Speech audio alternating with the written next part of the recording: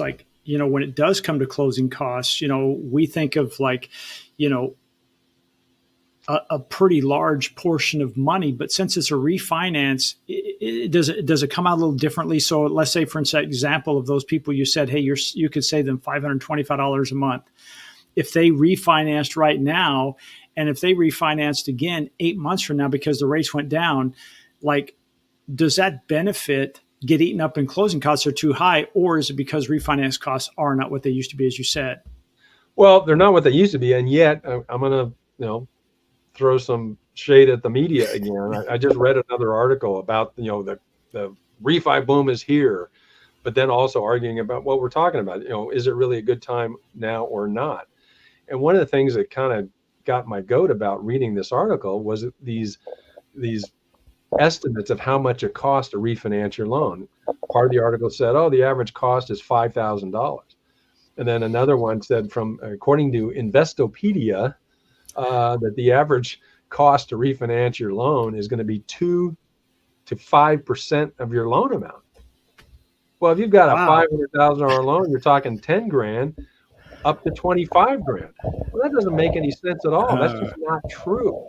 Part of it is the confusion between what I like to call, we covered this recently on our program, what I like to call, and they're technically called the non-recurring closing costs.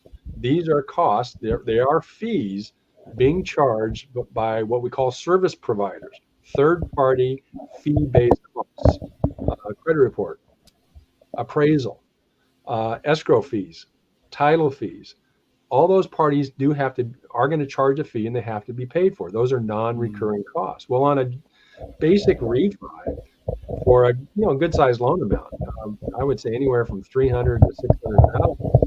Those non-recurring third-party fee-based costs are generally going to average somewhere in the $3,000 to maybe $3,500, $3,600 range. It's not that much. And in most cases, as part of the transaction, the borrower has enough equity that those costs can be rolled into the new loan amount. So other than, say, the appraisal, you're not paying any of that out of pocket. Where the confusion as to how much it costs to refi really makes things murky is regarding what we call prepaid costs or recurring costs. In fact, a refi, if you pursue it this time of year, is a good example.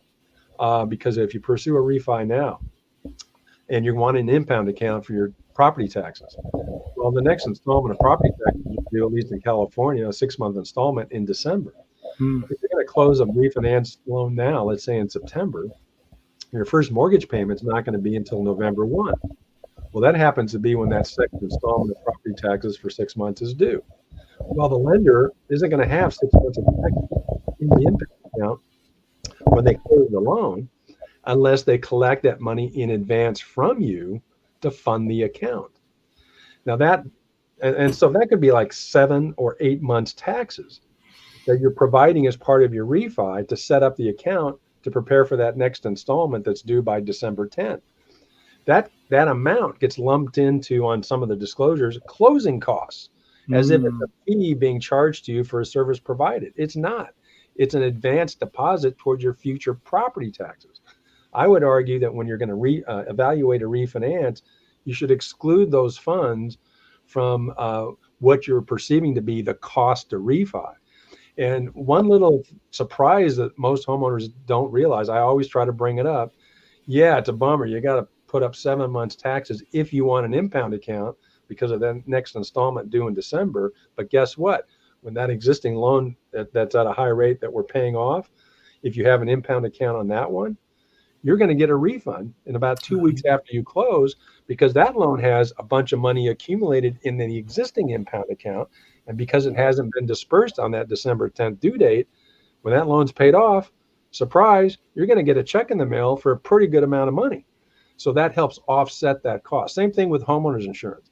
If you're refinancing a loan right now, you close it in September. Well, what if your homeowners insurance policy, your current one, is up for renewal in October? Well, when you close the loan in September and you want an impound account for your insurance, the lender is going to require that you re-up that 12-month premium when you close the refi. Again, that's not a fee from a third-party service provider. as a result of doing the refi. It's just your upcoming renewal premium that would have been paid by your existing impound account, but because you're closing the loan in September, it's got to be paid with the new loan closing. And again, the money that's been accumulated in your existing impound account, since it didn't get dispersed to your insurance agent, you'll get that money back too. So once you factor all that in and realize that your actual costs are going to be $3,000, $3,500, then the refinance transaction looks a lot more reasonable, and the amount of time it's going to take to recover that cost through the lower rate, lower monthly payment is going to be a lot shorter than you think. Well, that explanation right there, it just makes sense. It's like, hey, you're just taking out of one pocket and putting in another, except someone's going to put some money in your back pocket because you paid it earlier. So I like it. One, just you're going to pay it anyway. As you say, Right. These are recurring costs, not non-reoccurring costs. Right. And I think that segment right there will probably help alleviate confusion for many, many people who think, God, it's so expensive. It's really not. No. It's just it's your insurance and your taxes. Wow, Yeah. That's a good point.